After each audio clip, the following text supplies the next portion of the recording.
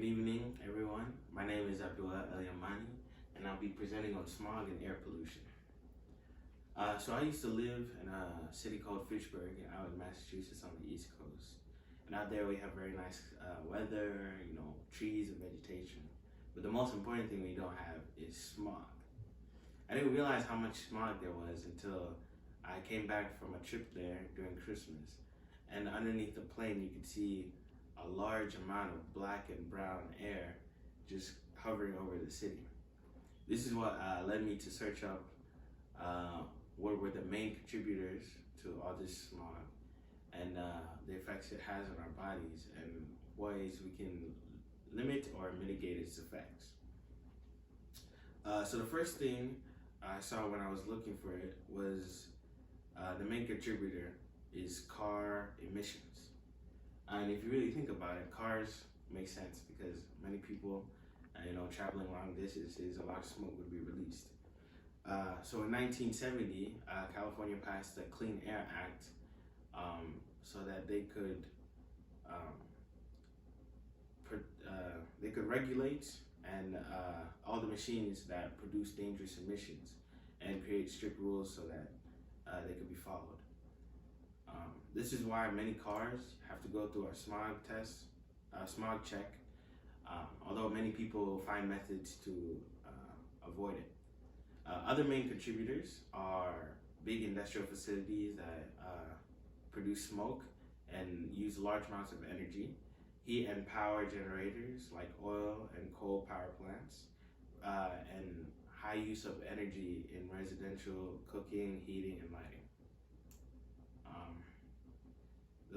The next thing I looked at was the effects it has on our body if we don't regulate it. Besides being, very dangerous to very sensitive groups like people who have asthma and lung cancer and similar things like that, breathing in places called hotspots. Hotspots are places like in the middle of a city or in big industrial sites where a lot of energy and smoke and everything is being released. Continued breathing in that air has been shown to lead to brain damage and lung cancer. The effects are similar to smoking tobacco, large amounts of tobacco, and can be even as bad or even worse than that. The last part I looked at was the easiest ways we can mitigate air pollution. So the first thing was obviously to educate people on how serious this problem is. If we don't start regulating the air quality, it was estimated by some scientists that by 2030, most of us will be wearing oxygen masks, not just normal masks, to help breathe easily, especially for sensitive groups. So what does it look like, helping mitigate air pollution? For simple people and doing simple things, it means getting your vehicles smog checked. Many people have old vehicles that haven't been tested and haven't been done through inspection. So a lot of these vehicles are on the road producing a lot of dangerous smoke. And also just going to do a smog check properly.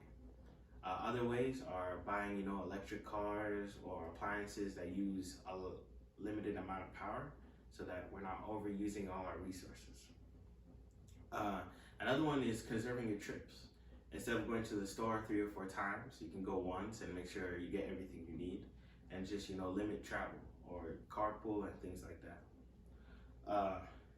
For like at home, simple things as conserving power. Shut off the lights when in rooms that are not being used. Don't have all your appliances on at the same time. Things like that can really just lessen the effects of air pollution.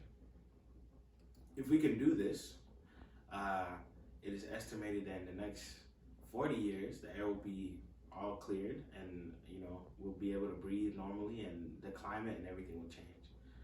In the next 10 years, we'll see a dramatic change in temperature and climate because the Earth will have been able to start stabilizing and the Earth's temperature will rise up, allowing the Earth to stabilize and allowing us to breathe more comfortably, and the air will be a lot cleaner. So if we can do this within the next 10 years, all the effects of global warming and all that stuff will be mitigated and eventually eliminated. So thank you.